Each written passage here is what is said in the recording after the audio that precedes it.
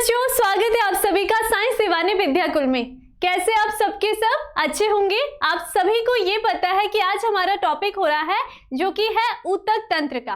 क्या होता है ऊतक तंत्र, इसके बारे में हम जानते हैं।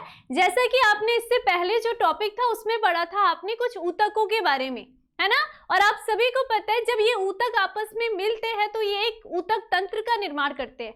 अगर हम पादपों की बात करेंगे तो पादपों में भी अलग अलग प्रकार के आपको ऊतक तंत्र देखने के लिए मिलते हैं। यहाँ पर मुख्य तौर से 3 प्रकार के ऊतक तंत्र आपको देखने के लिए मिलेंगे, जिसका अध्ययन हम आज की क्लास में करने वाले हैं। तो चलिए स्टार्ट करते हैं कि क्या होता है ऊतक तंत्र। जैसा कि आप सभी को पता है कि पादपों में ऊतकों के व्यवस्थित क्रम को ऊतक तंत्र कहते हैं। रचना और स्थिति के आधार पर, यानी कि इनकी संरचनाएं कैसी बनी है, कहां पर ये स्थित होते हैं, इस आधार पर ये 3 प्रकार के होंगे। यानी कि आधार हमने क्या माना है, एक तो इनकी संरचनाएं एक दूसरे से बिल्कुल अलग होगी, ठीक है, रचना, और इनकी स्थिति कहां पर है, कहां पर ये स्थित होंगे, इस आधार पर इनको हमने 3 भागों में विभाजित किया है। अब आपको एक बात बहुत अच्छे से याद रखनी है। आप सभी को पता है कि पादप में मुख्य भाग कौन कौन से हैं, जड़, तना, पत्ती। इस चैप्टर में आपको ये जो 3 ऊतक तंत्र की विशेषताएं हैं, इन तीनों का जो अध्ययन है वो आपको इन्हीं 3 संरचनाओं में करना है। किस किस में, जड़ में, तना में और पत्ती में। यानी कि इनकी संरचनाएं जड़ में कैसी है, तने में कैसी है और पत्ती में कैसी है, और कहां पर ये स्थित है, इन तीनों ही संरचनाओं में, ये हम इस टॉपिक में पढ़ेंगे। क्लियर। तो देखेंगे, अगर हम बात करते हैं किसकी, इनके प्रकारों की, ठीक है, तो वो कौन कौन से होंगे। सबसे पहले हम बोलते हैं बाह्य त्वचीय ऊतक तंत्र, ठीक है। ये क्या होगा, बाह्य त्वचीय ऊतक तंत्र, जिसे आप क्या बोलते हो, एपिथेलियल टिश्यू सिस्टम, ठीक है। दूसरा जो होता है, दूसरे की अगर हम बात करेंगे तो इस दूसरे का नाम है भरण ऊतक तंत्र, भरण ऊतक तंत्र, जिसे आप कहोगे ग्राउंड टिश्यू सिस्टम। और चौथा जो आपका प्रकार है, तीसरा जो आपका प्रकार है वो आता है संवहन ऊतक तंत्र का, संवहन ऊतक तंत्र का, जिसको आप कहोगे क्या, इसे आप कहते हो वेस्कुलर टिश्यू सिस्टम कहते हैं। अब अगर आप इनके नाम पे अगर गौर करोगे तो आपको नाम से ही इनकी कहीं ना कहीं स्थिति का भी पता चल जाएगा। जैसे कि अगर हम बात कर रहे हैं बाह्य त्वचीय ऊतक तंत्र की, अर्थात ऐसे ऊतक तंत्र जो कि आपको जड़, तना, पत्ती की बाह्य संरचना में नजर आओगे। जब भी आप क्या करोगे, जड़ की अनुप्रस्थ काट लेते हो और उसको माइक्रोस्कोप में देखोगे तो आपको जड़ की बाह्य जो त्वचा नजर आएगी वो किसकी नजर आएगी, बाह्य त्वचीय ऊतक तंत्र की। और ये जड़, तना, पत्ती के बाह्य भाग में स्थित होती है, इसलिए ये क्या कर रहा होगा, एक तरीके से उन पादप अंगों की रक्षा करने का काम करेगा। तो बाह्य ऊतक तंत्र का क्या कार्य होगा, रक्षा का, यानी कि संरक्षण का, ठीक है। और संरक्षण के साथ बाकी अलग अलग भी हम उसके कार्य को पढ़ेंगे जब हम इसके और प्रकारों को देखेंगे। क्लियर इतनी बात। उसके बाद आ जाते हैं भरण ऊतक तंत्र की बात। तो भरण ऊतक तंत्र आप सभी को याद रखना है। भरण ऊतक तंत्र एक तरीके से यहाँ पर क्या होगा, यानी कि ये क्या होगा, जैसे कि माना बात, ये क्या है, आपकी एक जड़ है, ठीक है, जड़ की अनुप्रस्थ काट है, ठीक। सबसे पहले मैंने कहा ये क्या है, इसका बाह्य त्वचीय ऊतक है, ये इस तरीके से स्थित है। बाह्य त्वचा ऊतक की बहुत सारी कोशिकाएं इस तरीके से इस जड़ के बाह्य भाग में है। क्लियर। उसके बाद कौन सा ऊतक आया, मध्य में आता है आपका भरण ऊतक। ये क्या हो जाएगा, इतना जो पार्ट हो जाएगा ये किसका होगा, भरण ऊतक का। अब आप सभी को याद रखना है, जो भरण ऊतक का कार्य होता है वो पौधे को यांत्रिक सहारा प्रदान करने का है, ठीक है। मध्य भाग में स्थित होने के कारण ये पौधे को क्या कर रहा है, सहारा प्रदान करने का काम करेगा, सहारा प्रदान करने का कार्य करेगा। क्लियर, ठीक है। और लास्ट में आता है संवहन ऊतक। संवहन ऊतक यानी कि जो आपके जाइलम और फ्लोएम होते हैं वो कहाँ प्रेजेंट होंगे? सबके सबसे आंतरिक भाग में। और संवहन नाम से ही आपको पता चलेगा कि ये क्या कर रहे होंगे, कहीं ना कहीं संवहन का कार्य कर रहे होंगे पादप शरीर में। यानी कि जो भी आपकी वाहिकाएं, वाहिनिकाएं, जितनी भी आपकी जाइलम फ्लोएम की कोशिकाएं होंगी वो कहाँ प्रेजेंट होंगी? वो इस ऊतक की कोशिकाओं में प्रेजेंट होंगी। यानी कि संवहन ऊतक तंत्र आप क्या कर रहा है? ये करता है पदार्थों के संवहन का कार्य। ठीक है, ये क्या है? इनका बेसिक है कि आप इनको देखो कि यहाँ पर नाम से आपको कैसे याद करना है। तो ऊतक तंत्र क्या है? ये ऊतकों की जब संरचनाएं आपस में मिली तो इन्होंने ऊतक तंत्र का निर्माण करा। अब मैंने कहा इनकी संरचना और इनके कार्यों के आधार पर, है ना, इनकी स्थिति कहाँ पर है, इस आधार पर हमने इनको 3 भागों में विभाजित किया।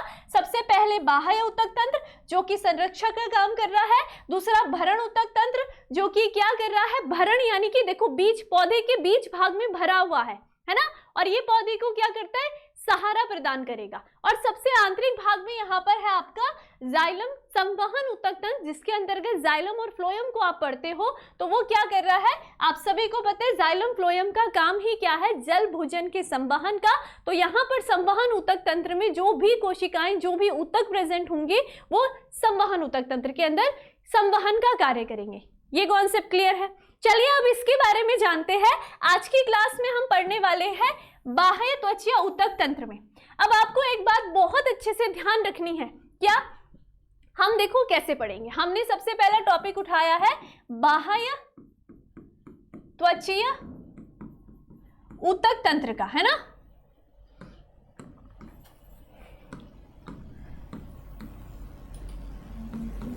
बाह्य त्वचीय ऊतक तंत्र का मैंने टॉपिक उठाया।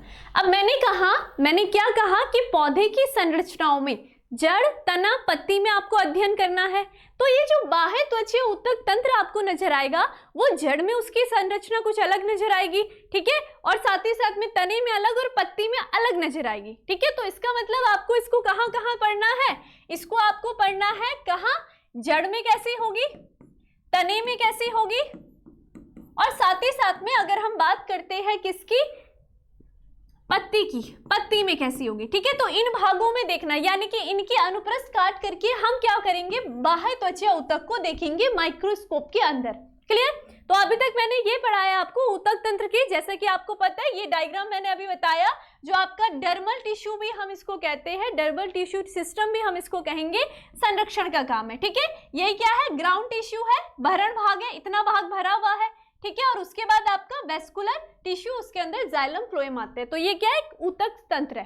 क्लियर? ठीक। अब थोड़ा सा इसके बारे में और विशेषताएं हम देखते हैं कि बाह्य त्वचीय ऊतक तंत्र में क्या क्या विशेषता है। बाह्य त्वचीय ऊतक तंत्र पौधे का सबसे बाहरी आवरण होता है।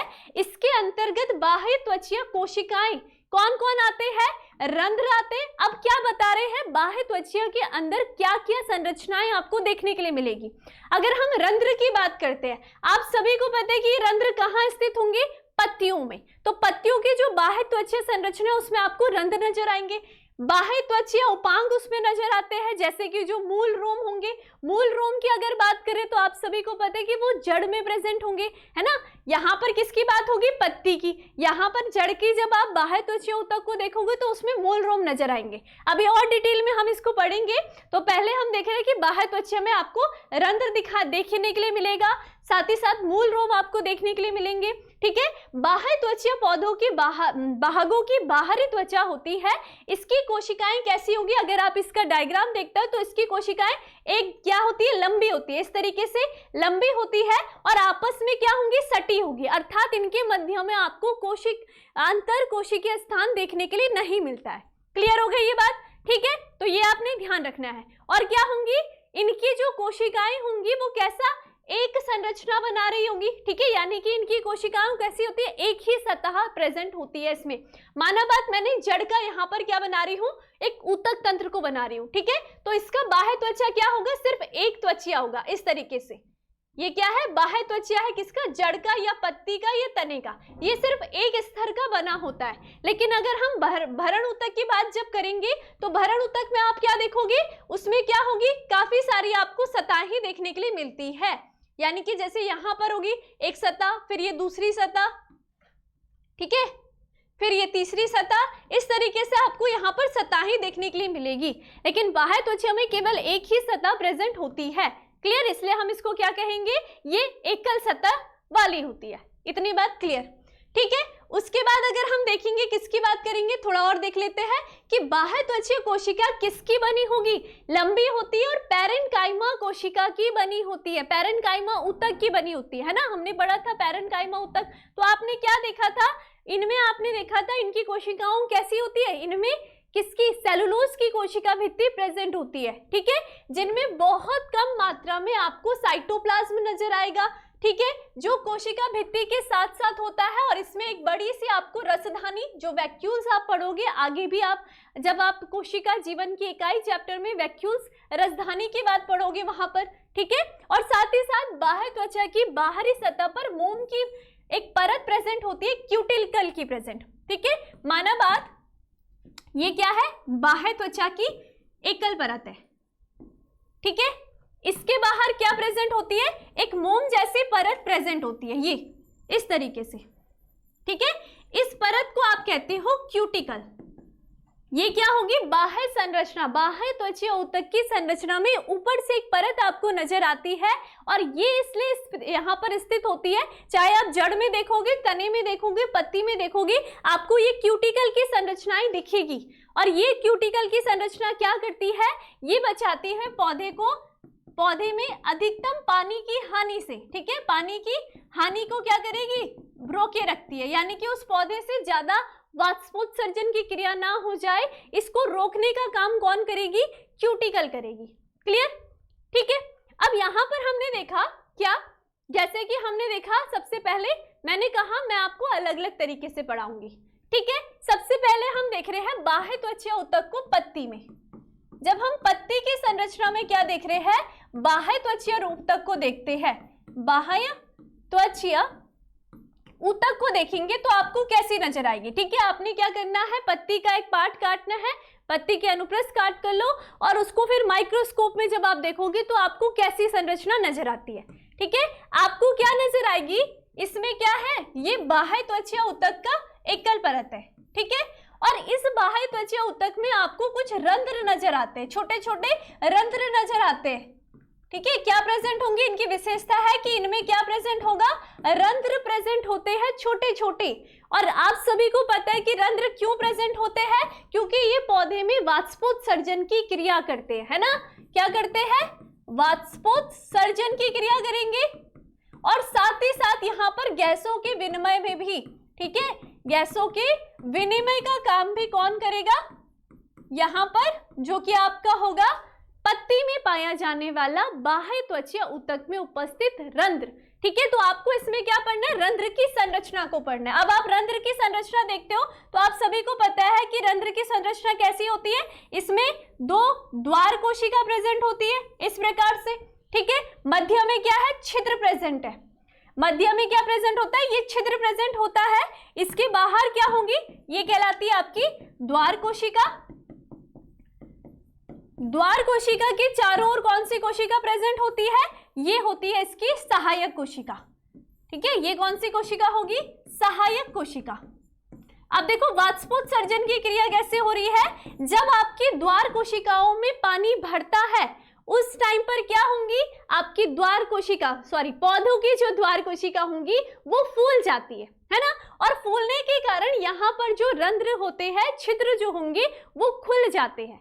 ठीक है, खुल जाएंगे और धीरे धीरे वाष्पोत्सर्जन की क्रिया होने स्टार्ट हो जाती है। अब जैसे ही यहाँ पर द्वार कोशिकाओं में पानी समाप्त हो जाएगा, खत्म हो जाएगा, तो ये द्वार कोशिकाएं बंद हो जाएंगी, यानी कि सिकुड़ जाएंगी, और जो मध्य में छिद्र प्रेजेंट है वो क्या होता है, बंद हो जाता है। ठीक है, रंध्र छिद्र हम जिनको कहते हैं वो बंद हो जाते हैं। तो यहाँ पर ये कौन सी क्रिया कर रहा है, बाह्य त्वचीय ऊतक में रंध्र जो उपस्थित है वो एक वाष्पोत्सर्जन की क्रिया के साथ साथ गैसों का विनिमय भी करती है। ये बातें आपको बहुत अच्छे से क्लियर रखनी है। ठीक है, तो आप देखते हैं इसके बारे में क्या बात की गई है। सबसे पहले हम देख रहे हैं रंध्र। ठीक है, रंध्र की जब हमने बात करी, रंध्र एक ऐसी संरचना है जो कि कहाँ प्रेजेंट है, बाह्य त्वचा में। किसकी, पत्ती के बाह्य त्वचा पर स्थित होते हैं। ठीक है, रंध्र क्या काम कर रहे हैं? वाष्पोत्सर्जन का काम के साथ साथ गैसों के विनिमय को नियमित करने का काम कर रहे हैं। क्लियर? अगर रंध्र की संरचना आपको पता होगी, यानी कि रंध्र में क्या है, दो सेम के आकार की संरचनाएं थी, वो दो कोशिकाएं होती है जिन्हें कहते हैं द्वार कोशिका।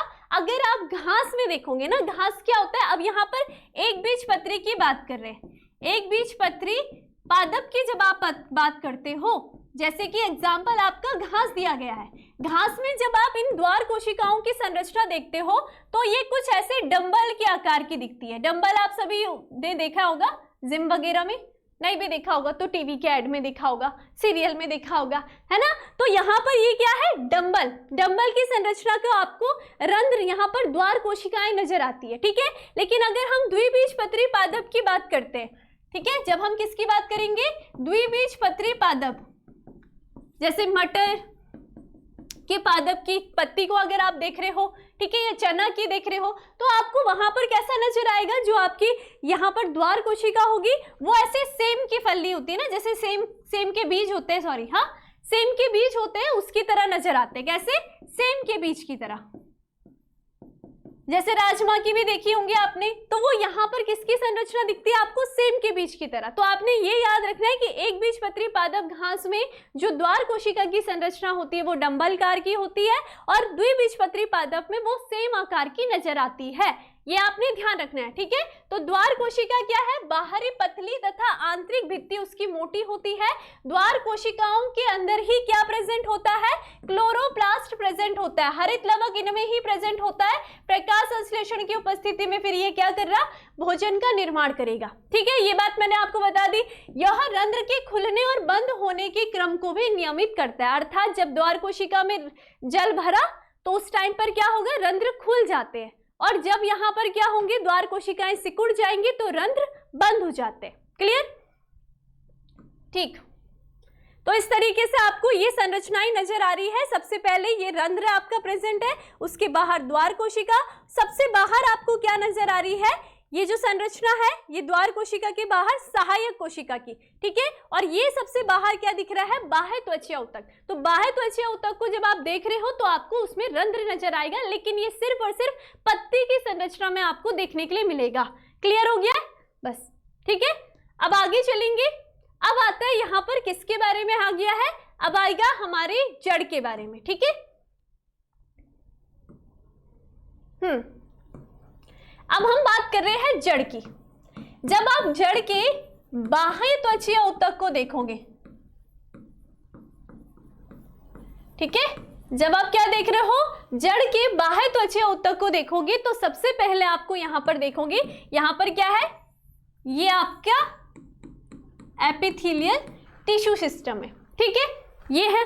अब आप जड़ में जब अनुप्रस्थ काट करोगे और जड़ को डाल करके माइक्रोस्कोप में देखोगे तो आपको इसमें कुछ धागेनुमा संरचनाएं नजर आएंगी। इस तरीके से कुछ ऐसी संरचनाएं आपको नजर आएंगी। ठीक है, इन्हें क्या कहते हैं, इन संरचनाओं को कहते हैं मूल रोम, यानी कि जड़ के बाह्य त्वचा पर आपको मूल रोम देखने के लिए मिलते हैं। और ये मूल रोम का काम क्या होगा, ये क्या करते हैं, ये करेंगे अवशोषण का काम, किसके, जल व खनिज लवण के। ठीक है, किसके, जल और खनिज लवण के अवशोषण का काम करते हैं। जल और खनिज लवण के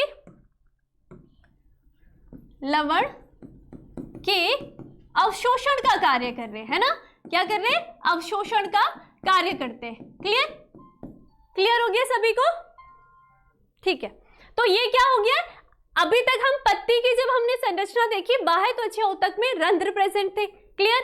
अगर हम जब हम जड़ की संरचना में देखेंगे, जड़ में हम देख रहे हैं बाह्य त्वचीय ऊतक की संरचना को, तो उसमें हमें मूल रोम देखने के लिए मिलते हैं, जिन्हें आप क्या कहते हो, रूट हेयर भी कहते हो, है ना, रूट हेयर्स देखते हो। तो ये क्या कर रहे हैं, ये यहाँ पर सहायक होते हैं, किस चीज के लिए, ये मिट्टी से जल को अवशोषित करने के लिए महत्वपूर्ण भूमिका निभाएंगे। क्लियर?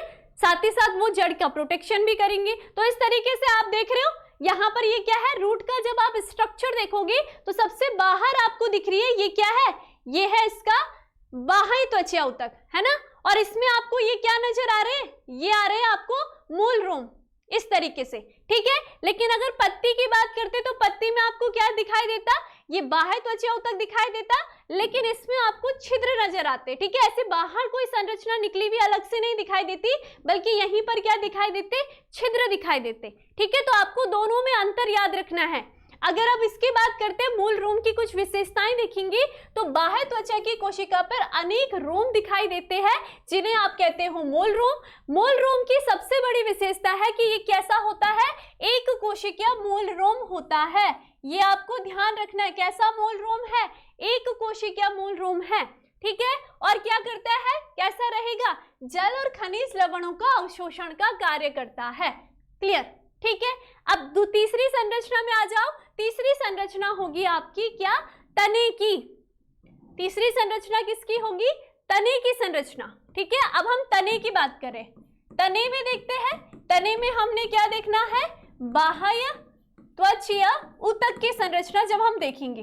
क्लियर, हमने देखा तने में ये है इसका बाह्य त्वचीय ऊतक। क्लियर, इस तरीके से। अब इसमें जब आप देखोगे तो आपको इसमें क्या नजर आएंगे, कुछ इस तरीके की संरचनाएं। इसमें आपको कुछ एक दो संरचना में यहां पर क्या नजर आएंगे, कुछ इस तरीके की संरचना। ठीक है, ये जो संरचना होती है इसे कहते हैं क्या, त्वचा रोम। क्या बोलेंगे हम इसको, त्वचा रोम हम इसको कहते हैं। अब ये जो त्वचा रोम है ये किस में प्रेजेंट होंगे, तने में प्रेजेंट होंगे। ठीक है, जबकि हमने जड़ की जब अनुप्रस्थ काट में देखा बाह्य त्वचा की, तो हमें उसमें क्या दिखाई दिए, हमें उसमें मूल रोम नजर आए। लेकिन यहाँ पर तने में क्या दिखाई देगा आपको, त्वचा रोम नजर आएंगे। ठीक है, जिसको ट्राइकोमा हम इसमें कहते हैं इसको। क्लियर, अब देखेंगे इसके बारे में कुछ विशेषताएं देखते हैं। क्या विशेषताएं हैं, तने पर पाए जाने वाले बाह्य त्वचीय रोम को त्वचा रोम यानी कि ट्राइकोम्स कहेंगे। ठीक है, जो कि क्या है, परहो तंत्र में यह त्वचा रोम यानी कि अब ये देखो ये क्या होता है, बहुकोशिकीय होता है। ठीक है, जबकि मूल रोम कैसा होता है, एक कोशिकीय। अगर त्वचा रोम की बात करते हैं तो ये बहुकोशिकीय होता है। क्लियर, कैसा होगा, साखित होता है, असाखित होगा, कोमल होता है, साथ ही साथ में नरम होता है। और ये यहाँ पर किसका कार्य करता है, स्त्रवण का काम करेगा। ये किसी भी तरीके से अवशोषण का काम नहीं कर रहा है, वाष्पोत्सर्जन का काम नहीं कर रहा है, बल्कि ये क्या करता है, स्त्रवण का काम करता है। ठीक है, किसी भी पदार्थ के स्त्रवण में यहाँ पर अपनी भूमिका निभाएगा और साथ ही साथ ये क्या करेगा, वाष्पोत्सर्जन की अधिक हानि होने से पौधे को बचाएगा। ठीक है, तो यानी कि ये जल की हानि को भी रोकता है। अब इस तरीके से आपने तीनों ही बाह्य त्वचीय ऊतक को देख लिया है। ठीक है, एक बार हम थोड़ा सा इसका ओवरव्यू देख लेते हैं कि हमने क्या क्या पढ़ा। हमने सबसे पहले देखा कि जो आपका ऊतक तंत्र है ना, ऊतक तंत्र की बात करें टिश्यू सिस्टम की, ये कितने प्रकार के होते हैं, 3 प्रकार के। कौन कौन से थे, एक आपका एपिथेलियल टिश्यू सिस्टम था। ठीक है, दूसरा आपका ग्राउंड टिश्यू सिस्टम था, तीसरा आपका वेस्कुलर टिश्यू सिस्टम यानी कि संवहन ऊतक तंत्र था। यही पढ़ा। क्लियर, उसके बाद हमने सबसे पहले आज किसके बारे में पढ़ी है, इसकी क्लास। जो एपिथेलियल टिश्यू सिस्टम है वो 3 प्रकार के आपको देखने के लिए मिलते हैं। किसकी संरचना में, पत्ती की संरचना में, जड़ की संरचना में और तने की संरचना में। जब आपने इसकी संरचना को देखा तो क्या क्या देखा। ठीक है, जब आप पत्ती की संरचना में बाह्य त्वचीय ऊतक को देखते हो तो आपको इसमें क्या नजर आते हैं, रंध्र नजर आते हैं। ठीक है, तो इसमें पहली विशेषता क्या है, रंध्र प्रेजेंट होते हैं। ठीक है, जब आपने किसकी संरचना देखी, जड़ की बाह्य त्वचा को देखा तो आपको इसमें क्या नजर आए, आपको इसमें कुछ मूल रोम नजर आए। ठीक है, दूसरा क्या देखा आपने, इसमें मूल रोम नजर आए। क्लियर, उसके बाद जब आपने तने की संरचना देखी तो तने की संरचना में आपने क्या देखा, तने की संरचना में आपने देखा इसमें क्या था, इसमें था यहाँ पर त्वचा रोम। ठीक है, क्या प्रेजेंट था, तीसरा त्वचा रोम। त्वचा रोम की हमने बात करी, इतनी बात क्लियर। उसके बाद अगर रंध्रों की बात करते हैं तो रंध्र क्या कर रहे हैं, काम करते हैं ये वाष्पोत्सर्जन का, वाष्पोत्सर्जन के साथ साथ गैसों का विनिमय बनाए रखते हैं, गैसों का विनिमय। क्लियर, ये बात ध्यान रखनी है। ठीक है, मूल रोम की जब हमने बात करी तो मूल रोम क्या करते हैं, ये जल के अवशोषण का काम करते हैं, जल व खनिज लवण के अवशोषण का काम, खनिज लवण अवशोषण का काम, अवशोषण, ये कॉन्सेप्ट क्लियर? क्लियर। उसके बाद जब हमने त्वचा रोम की संरचना देखी जो कि आपको किस में नजर आती है, तने में नजर आती है। तो तने में आपने क्या देखा कि जो त्वचा रोम होते हैं किसका कार्य करते हैं, ये करते हैं केवल और केवल स्त्रावण का काम, स्त्रावण का कार्य। क्लियर? ठीक, क्लियर हो गया? ठीक है। अब यहाँ पर मोल रोम और त्वचा रोम में क्या अंतर होता है? जो मोल रोम होते हैं वो कैसे होते हैं? वो होते हैं एक कोशिकीय, ठीक है। लेकिन जो आपके त्वचा रोम होंगे वो कैसी संरचना है? बहुकोशिकीय, बहुत सारी कोशिकाओं से मिलकर बना होता है, बहुकोशिका।